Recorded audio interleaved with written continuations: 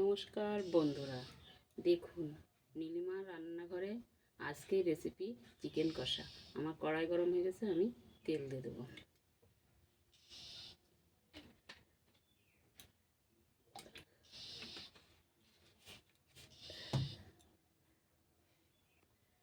তেলটা গরম হয়ে গেছে, আমি দিয়ে দেবো হাফ চামচ জিরে, দুটো শুকনো লঙ্কা, তেজপাতা ছিঁড়ে, আর ওটা গোটা গরম মশলা দিয়ে আমি এবার হয়ে গেছে ফোড়নটা। এবার আমি দিয়ে দেবো পেঁয়াজ কুচি। ওই তেলের মধ্যে পেঁয়াজ কুচি দিয়ে দেবো।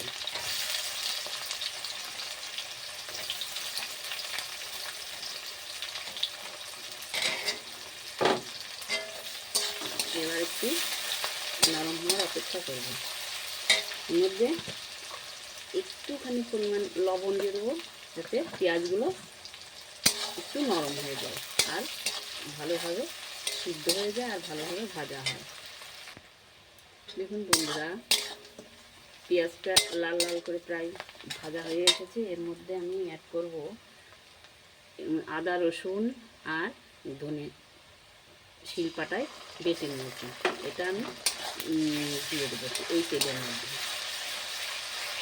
এবার দিয়ে দেবো কুচি করা টমেটো কুচি।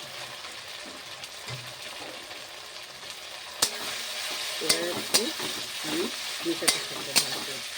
এর মধ্যে আমি কিছু গুঁড়ো মশলা অ্যাড করব। দেবো 1 চামচ হলুদ গুঁড়ো, 1 চামচ ঝাল লঙ্কার গুঁড়ো, আর দিয়ে দেবো 1 চামচ জিরে পাউডার। এগুলো ভালো করে আমি মিশিয়ে নেব, ভালো করে কষিয়ে নেব। এর মধ্যে একটু বাটি ধোয়া জলটা আমি অ্যাড করবো। এবার ভালো করে কষতে থাকবো। এই মশলার মধ্যে অ্যাড করবো আমি চেরা কাঁচা লঙ্কা। কাঁচা লঙ্কাগুলো দিয়েও আমি ভালো করে কষিয়ে নেব। দেখুন বন্ধুরা, কত সুন্দর তেল ছেড়ে আসছে। আগে থেকে চিকেনটাকে আমি হলুদ আর তেল মাখিয়ে রেখেছিলাম, একটু ম্যারিনেশন করে রেখেছিলাম। এবার আমি এটা মশলাটা হয়ে গেছে, এবার আমি মশলার মধ্যে দিয়ে দেবো চিকেনগুলো।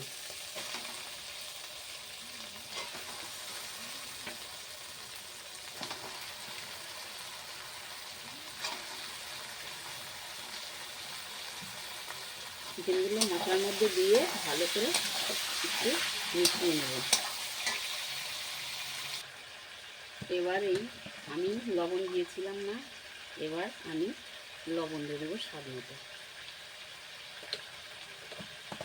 লবণ দিয়ে ভালো করে কষতে থাকবো।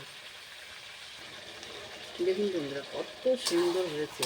আপনারা একবার ট্রাই করে দেখুন বাড়িতে, এইভাবে রান্না করে দেখতে খুব ভালো লাগবে আপনাদের। আর এই রেসিপি যদি আপনাদের ভালো লেগে থাকে, আমাকে লাইক কমেন্ট শেয়ার করতে ভুলবেন না। প্রচুর প্রচুর পরিমাণে লাইক কমেন্ট শেয়ার করবেন। দেখুন কত সুন্দর কালার আর কত সুন্দর প্রায় তেলটা ছেড়ে এসেছে। আমি আর একটু কষিয়ে তারপরে একটুখানি জল দেবো।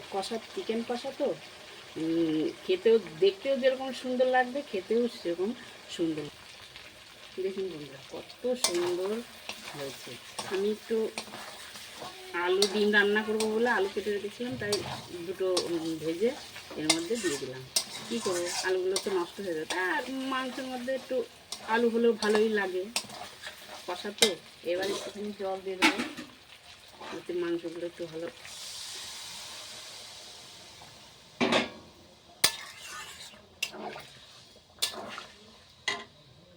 তারপর ঠিক এবার দেখি ঢাকনাটা খুলে, দেখুন বন্ধুরা কত সুন্দর হয়েছে। এত সুন্দর চিকেন কষা আপনারা একবার ট্রাই করে দেখুন, দেখতে কত সুন্দর লাগে। এবার এর মধ্যে আমি গরম মশলা দিয়ে দেবো। গরম মশলা দিয়ে